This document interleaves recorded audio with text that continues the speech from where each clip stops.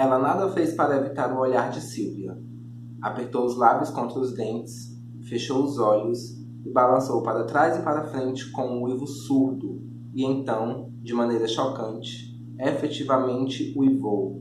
Uivou e chorou e engoliu o ar, e as lágrimas escorreram rosto abaixo.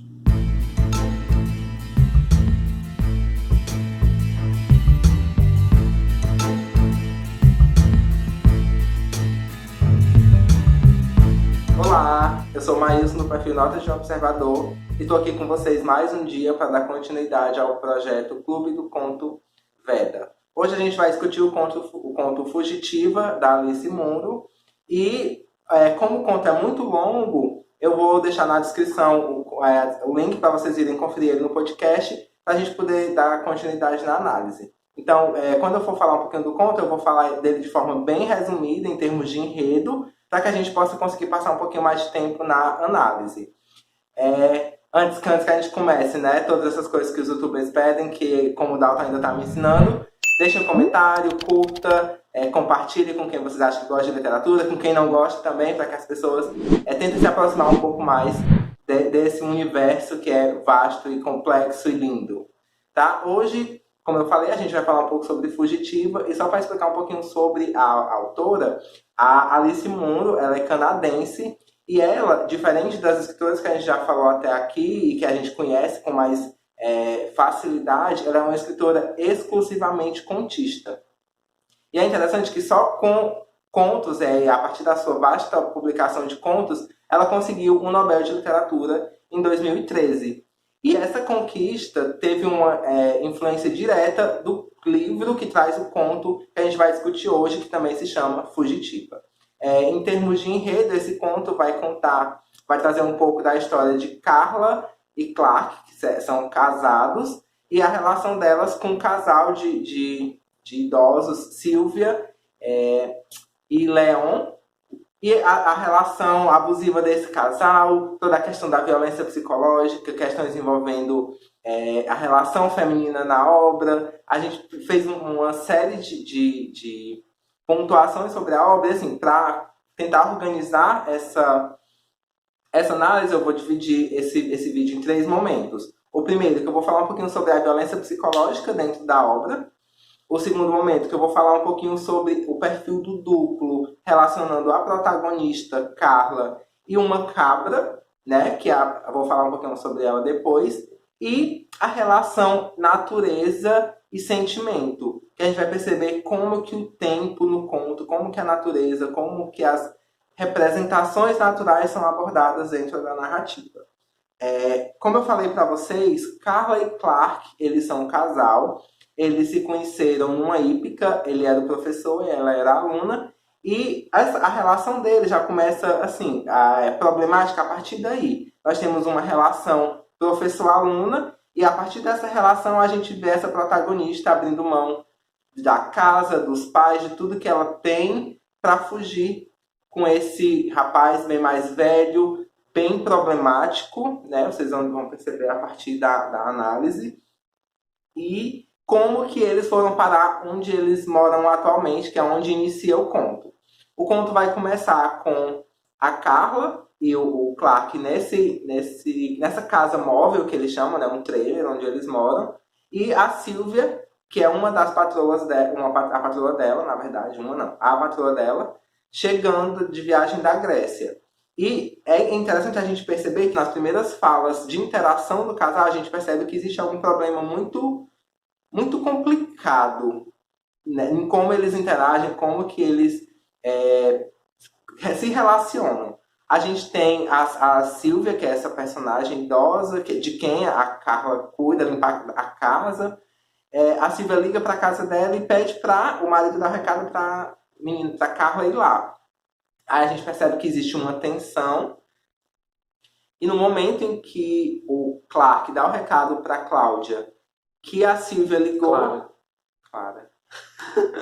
É Cláudia, Clara? É Clara. Tá. No momento que o Clark dá o recado para Clara sobre a ligação da Sylvia, a gente percebe essa tensão que fica no relacionamento deles, e a gente percebe no posicionamento dele o quanto que ele é uma pessoa extremamente abusiva. Olha como ele diz.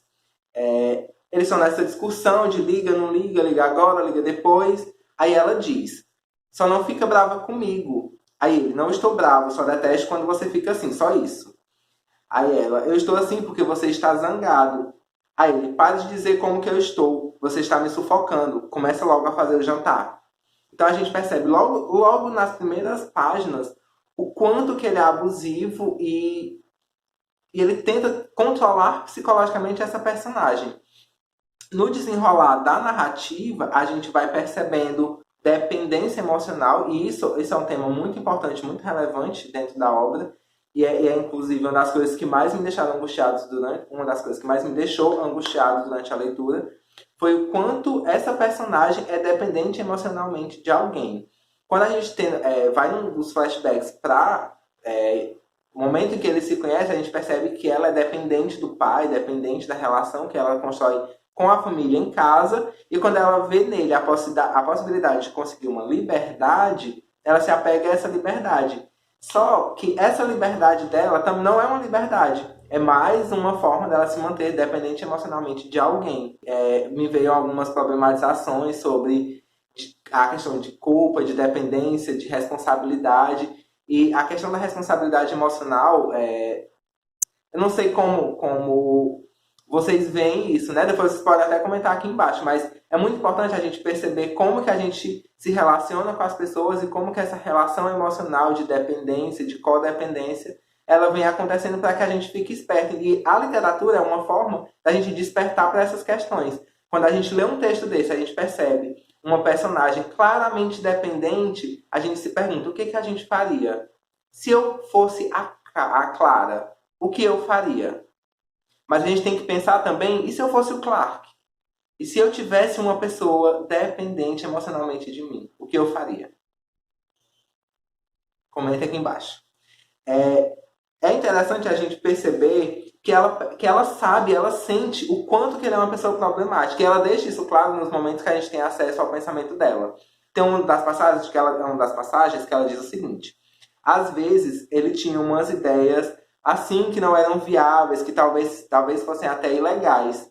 Ele falava delas cada vez mais empolgado. E então, ela não sabia nem por que ele parava. Ou seja, ela tem consciência de que ele tem ideias problemáticas. E aqui ela fala no momento em que eles estão discutindo, só para tentar contextualizar, eles moram num terreno próximo a um casal, uma botânica e um poeta, que são os vizinhos.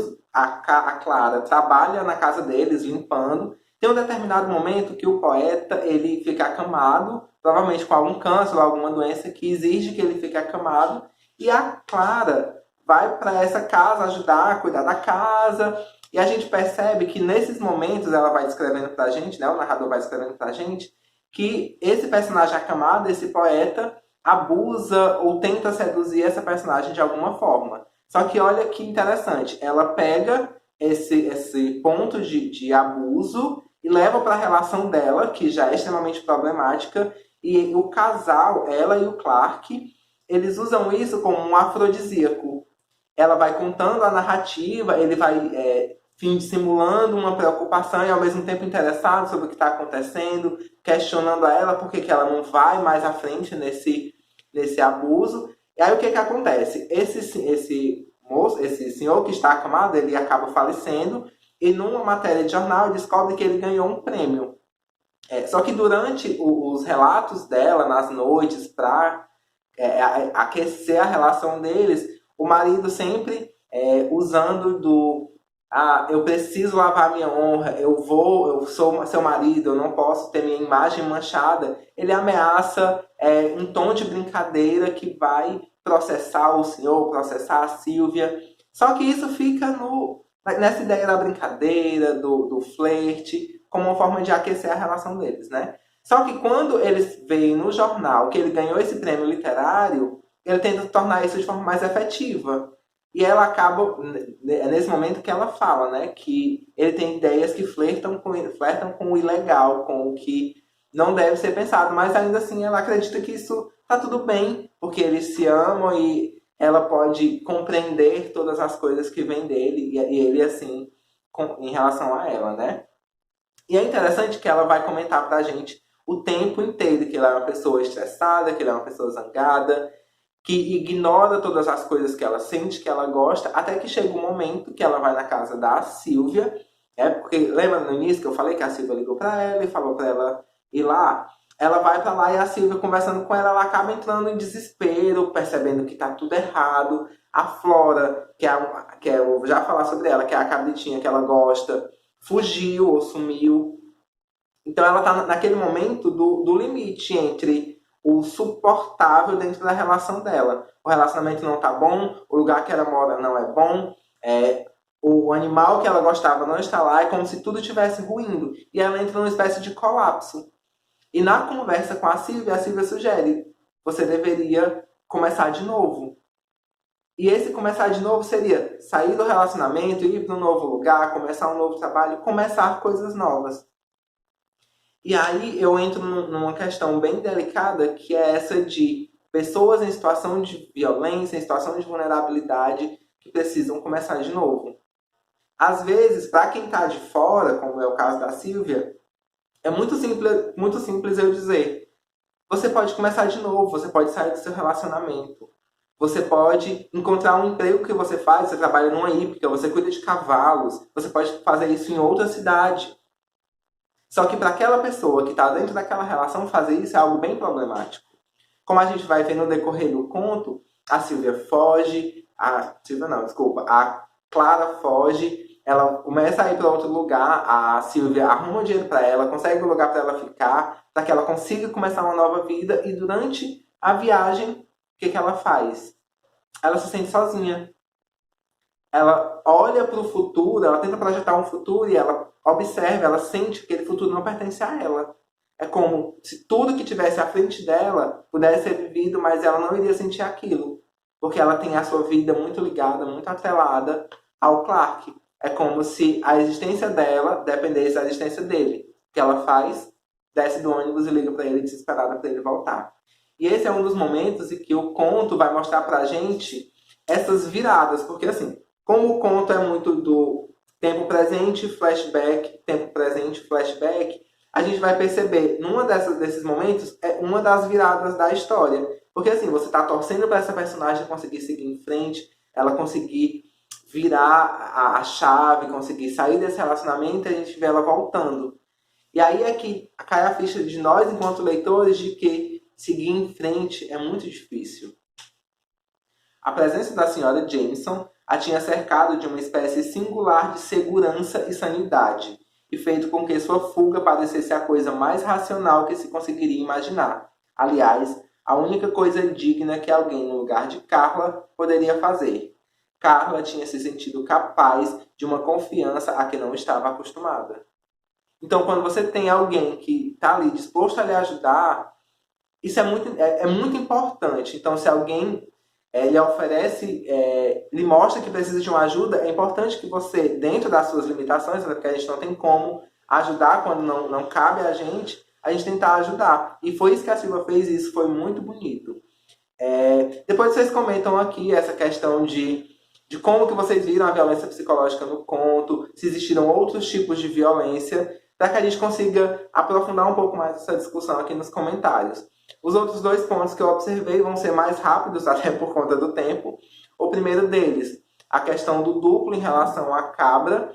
A cabra é um animal que o marido dela adotou para ficar perto dos cavalos, para manter a tranquilidade dos bichos. E ela acabou se aproximando desse animal, tendo uma amizade com esse animal. E a gente percebe o quanto que ela foi se projetando nesse animal. Então, sempre que ela está triste, que ela se aproxima desse bicho, a gente observa uma espécie de refração. A gente vê ela triste e a cabra tentando animá-la. Então, quando ela pensa na possibilidade de fugir, na possibilidade de se libertar daquela situação, a gente tem uma cabra que fugiu. A gente tem uma cabra que conseguiu a liberdade. E é interessante a gente perceber, principalmente nessa perspectiva do duplo, que são dois personagens numa perspectiva de refração, que estão refletindo ou não questões do outro, a gente vai percebendo como que esses dois personagens vão mostrando as potencialidades do outro. Por exemplo, a gente tem uma Carla triste indo passear junto dos cavalos e uma cabrita tentando animá-la. A gente tem uma Clara tentando fugir e se livrar daquelas amarras, e a gente tem uma cabrita que demonstra toda a liberdade dela. Aí o que a gente percebe? Quase no finalzinho do conto, quando ela volta e tá com o marido novamente, e ele acaba prendendo, entre aspas, ela dentro dos seus argumentos de ficar, né? A gente percebe a cabra mais uma vez, só que de uma forma mais crua, uma forma mais... É como se a liberdade dela tivesse morrido naquele momento. Sobre o duplo, é mais ou menos essa ideia que eu tive, não dá para se aprofundar muito, até porque são categorias de análise mais psicanalíticas, requerem uma leitura mais aprofundada. Mas, só para finalizar, tem a questão da relação tempo e sensações. Durante toda a narrativa, a gente percebe que o lugar em que ela está é um lugar chuvoso, molhadiço, sombrio, cheio de neblina. E quando ela está fugindo, ela vai se percebendo, se distanciando desse lugar chuvoso e se aproximando da liberdade. Aí é interessante que ela começa a se perceber num lugar mais feliz, sem a chuva. E sempre que ela está mais feliz ou mais calma, tem parado de chover. É algo que eu observei, depois vocês me dizem se vocês observaram também, ou se eu viajei na análise. Mas é interessante perceber que ela nota essa questão da temperatura e do ambiente como algo que influencia na relação. Ela diz o seguinte, enquanto ela está nessa tentativa de fuga. Ocorreu-lhe que ela devia dizer isso a Clark, que talvez eles tivessem escolhido que por alguma razão bizarra era um canto muito úmido e deprimente do país, e que haviam outros lugares onde eles poderiam ter tido sucesso. É como se o insucesso, a tristeza, tudo que ela tem passado fosse uma consequência do clima, do lugar chuvoso. Isso foi uma coisa interessante de se observar. Então, eu tentei trazer para vocês aqui a questão da discussão da violência psicológica dentro do conto, como que a possibilidade do duplo ser visto dentro dessa narrativa, nas personagens de Clara e da Flora, e da relação clima e sensações. Depois vocês me dizem se vocês encontraram uma espécie de categoria diferente ou alguma outra coisa mais relevante para que a gente possa discutir nos comentários. Não esqueçam de curtir, compartilhar, indicar para os amigos, para os inimigos e voltarem amanhã para a gente discutir mais um conto aqui no Clube do Conto Veda. Até mais, tchau, tchau!